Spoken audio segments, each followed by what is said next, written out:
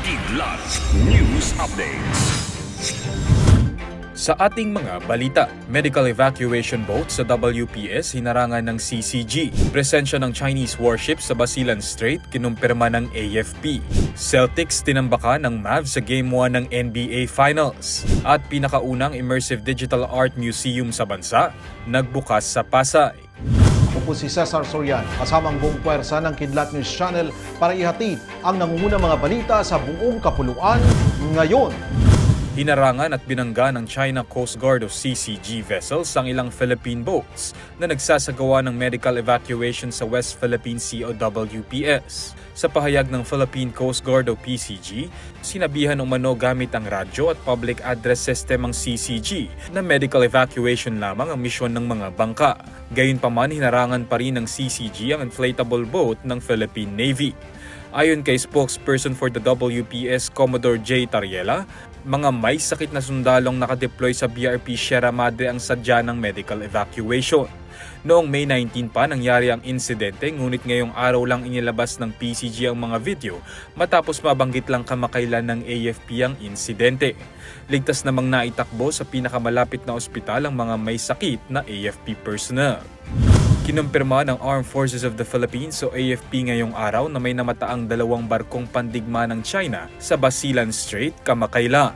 Ayon sa Naval Forces Western Mindanao, isang training ship at isang amphibious transport dock ng PLA Navy ang namonitor na bumabagtas sa Basilan Strait na bahagi ng Zamboanga Peninsula. Agad namang dinispatch ng AFP ang BRP Domingo del Juana PG-905 para sundan o i-monitor ang galaw ng 2 PLA Navy vessels. Nag-issue rin ito ng standard challenge sa mga nasabing warship.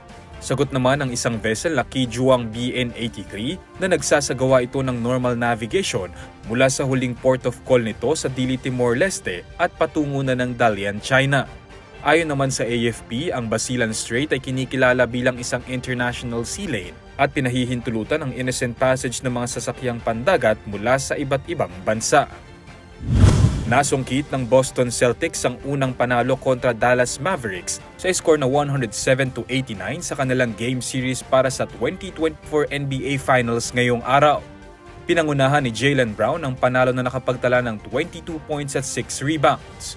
Gayon din si Kristaps Porzingis na mayroon namang 20 points at 6 rebounds. Nakapagtapos naman ng double-double figure si Jason Tatum na mayroong 16 points at 11 rebounds. Magtatapat muli ang dalawang koponan sa kanilang Game 2 sa home court pa rin ng Celtics sa Lunes, June 10. Nagbukas lang kamakailan ang pinakaunang immersive digital art museum sa bansa. Natampok ang 20 theme attractions at somatosensory games. Nitong unang linggo ng June, nang nag-soft opening ang Space and Time Cube Plus na matatagpuan sa ground floor ng S. Maison sa Conrad, Pasay City.